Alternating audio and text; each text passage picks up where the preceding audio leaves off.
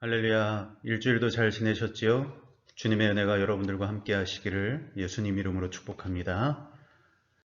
오늘 우리가 나눌 말씀은 사도행전 1장 1, 2절 본문을 삼고 행함을 읽다라는 제목으로 말씀을 나누고자 합니다.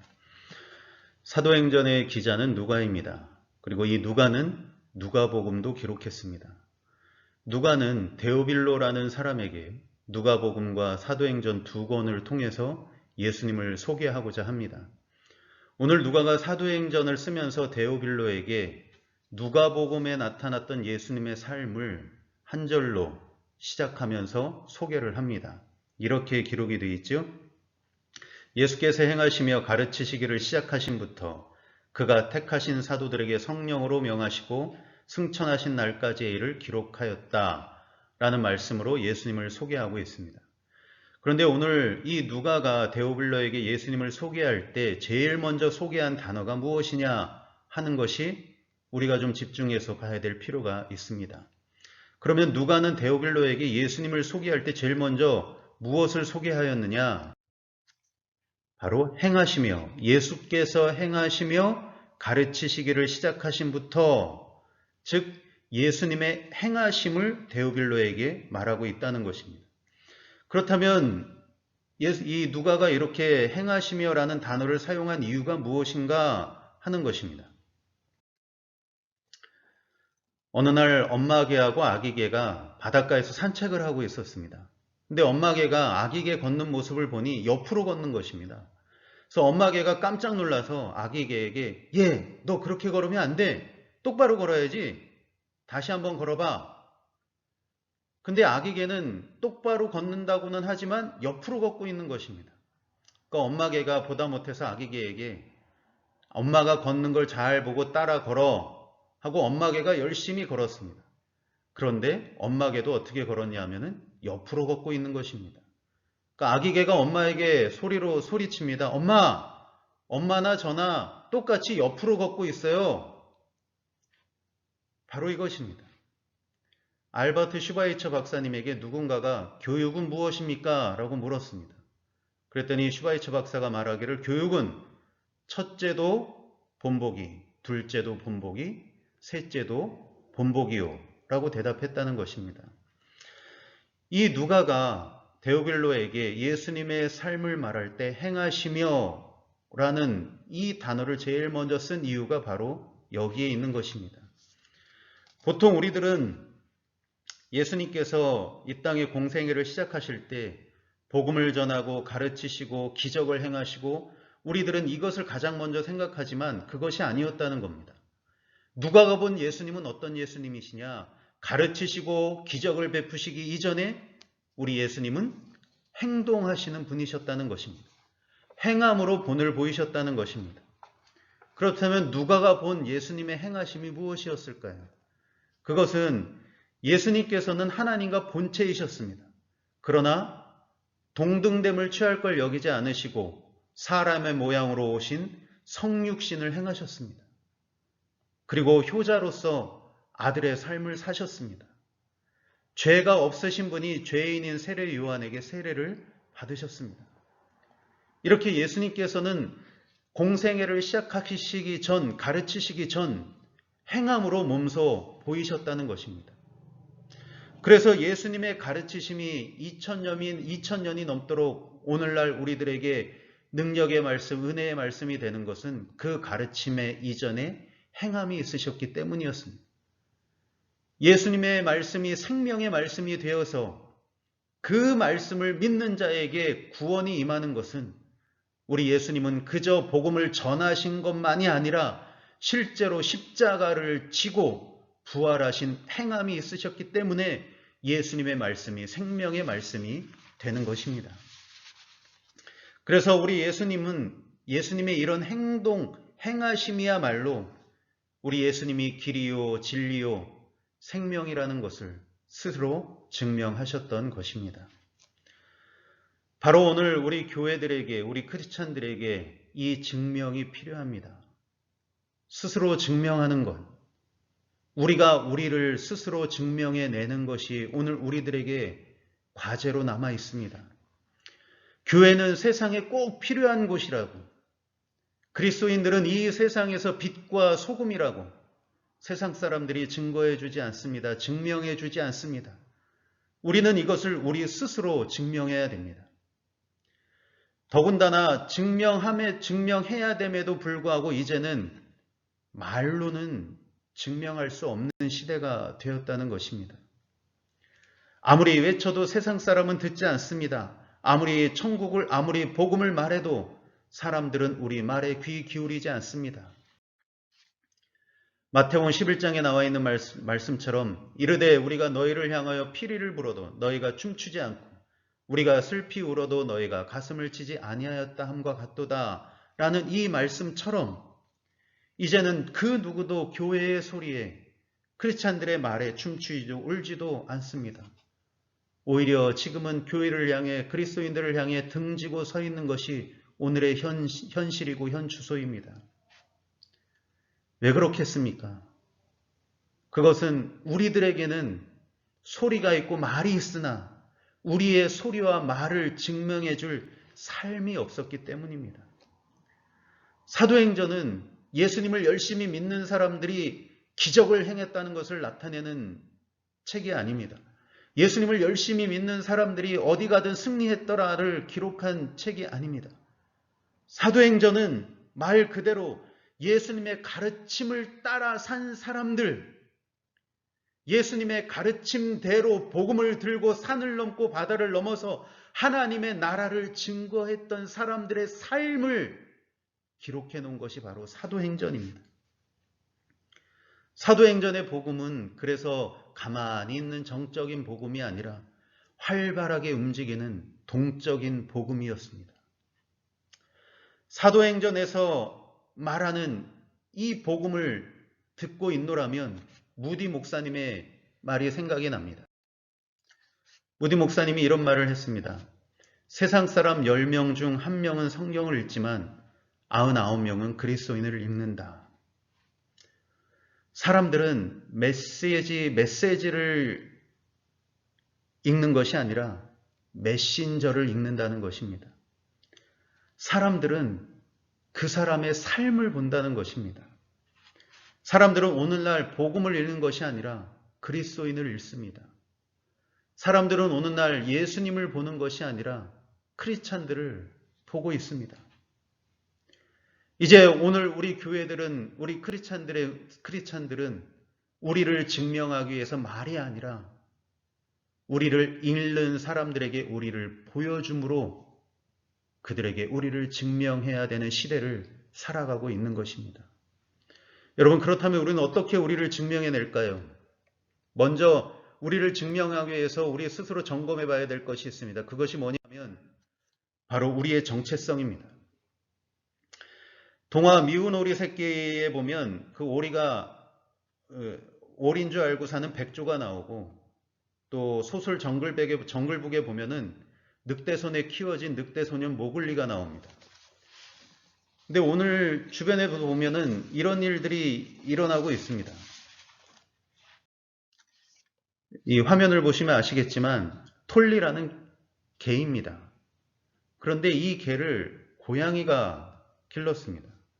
처음에 태어났을 때는 평범한 강아지처럼 행동했는데 이 어느 날부터 고양이들 사이에 끼어서 자라면서부터 습성이 변했다는 것입니다. 어떻게 변했냐 하면 고양이처럼 박스나 과자 봉지를 이렇게 뒤집어 쓴다는 겁니다. 그리고 어두운 데를 좋아하고 박스 안에 들어가는 걸 좋아하더라는 거예요. 보통 개들은 산책을 좋아하고, 그런데 얘는 고양이처럼 이렇게 어디 들어가 있는 걸 좋아한다는 겁니다. 그리고 심지어 앉는 것도 고양이처럼 이렇게 발을 모으고 고양이처럼 이렇게 오므리고, 상당히 오므리고 앉아 있다는 거예요. 여러분, 톨리는 개는 개인데 고양이처럼 살아가고 있답니다. 개는 개처럼 살아야 되고 고양이는 고양이처럼 살아가야 됩니다. 우리가 누구나 사람이든 짐승이든 자기의 정체성을 잊고 살 때는 자기에게 맞는 행동을 하지 못합니다. 정체성을 잊고 살면 그냥 흉내내는 인생이 되고 솔로몬의 고백처럼 허무한 삶을 살아갈 수밖에 없게 됩니다. 제가 이 정체성의 이야기를 말씀드리는 이유는 이 코로나 때문에 요즘 많이 들려오는 얘기입니다. 직장에 출근하면 직장 동료들이 물어본다고 하지 않습니까? 너 교회 다니냐? 그리고 월요일 날 출근하면 너 어제 교회 갔다 왔냐? 왜 물어보겠습니까? 우리 그 물어보는 이유를 우리는 다 알고 있죠. 심지어 학생들에게도 친구들이 그렇게 물어본다는 것입니다. 그래서 어떤 학생들은 교회 다니는 것이 창피하다고 하는 학생들도 있다는 겁니다. 여러분, 이런 상황에서 이런 질문 하나하나가, 이런 시선 하나하나가 분명히 우리들을 위축시키고 우리들을 움츠리게 하는 것도 사실입니다. 심지어 우리 집사님들, 권사님들 얘기를 들으면 동네에서 교회 왜 가냐고, 그런 교회를 왜 다니냐고, 그렇게 곱지 않은 시선을 보면서 험한 말투가 오고 간다는 것입니다. 여러분, 이런 상황 속에서 우리 그리스도인들은 어떻게 살아야겠습니까? 뭘 해야 되겠습니까? 여러분, 이런 때일수록 우리가 누구인지를 잊으면 안 되는 것입니다. 내가 누구인지를, 나의 정체성을 버리면 안 되는 것입니다. 부끄러워해서는 안 되는 것입니다. 여러분, 우리들이 누굽니까? 너희는 값으로 사신 것이니 사람들의 종이 되지 말라 하신 말씀처럼 우리들은 예수님의 피값으로 산 사람들입니다. 예수님이 십자가에서 피 흘려 죽으심으로 그분의 생명을 우리가 입고 사는 사람들이 바로 우리들입니다. 오늘 우리들은 예수님께서 우리의 죄를 대신해서 십자가에서 우리 대신 죽으셔서 우리가 다시 살아가고 있는 사람들이 바로 우리들입니다. 예수님의 피값으로 살아가고 있는 사람들이 우리들입니다.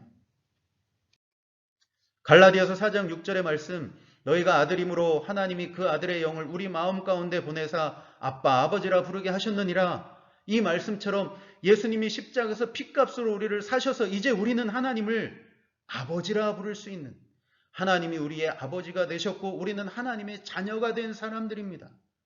하나님을 아버지라 부를 수 있는 사람들이 바로 우리들입니다.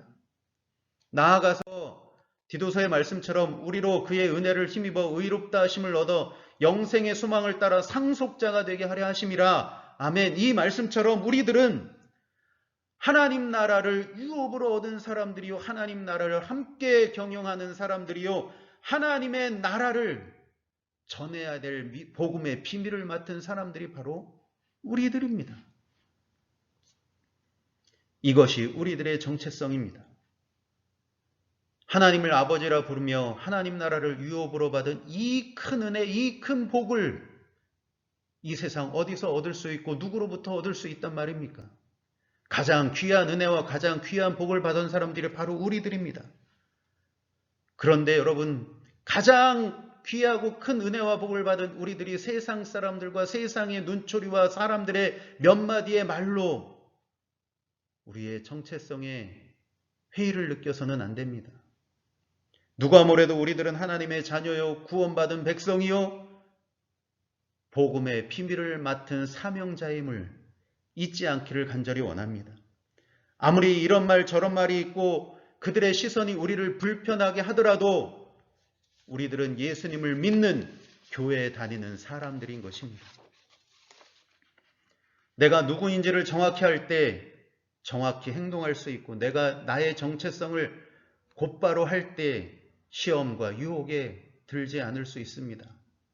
우리 사랑하는 성도 여러분, 주변에서 그런 시선과 말들이 분명 마음에 부담이 되긴 하겠지만, 그럼에도 우리는 하나님의 자녀임을, 예수님을 믿는 교회 다니는 사람임을 잊지 않으시기를 예수님의 이름으로 당부를 드립니다. 두 번째는, 그렇다면 이 사실을 증명해내는 삶입니다. 삶으로 우리들은 하나님의 자녀요, 복음의 비밀을 맡은 자, 구원받은 천국 백성을 우리의 삶으로 보여줘야 되는 것입니다. 저는 언젠가 설교 중에 이런 말씀을 드렸습니다. 이제는 우리의 직분이 교회 안에서의 직분이 아니라 교회 밖에서의 직분이 되어야 한다고 말씀을 드린 적이 있습니다. 그래서 저는 교회 안에서도 목사이지만 교회 밖에서도 목사처럼 살아야 되고, 장로님은 장로님대로, 권사님은 권사님대로, 집사님은 집사님대로, 모든 성도님들은 성도님대로 이제는 교회 밖에서 그 직분을 가지고 살아야 된다고 말씀을 드렸던 적이 있습니다.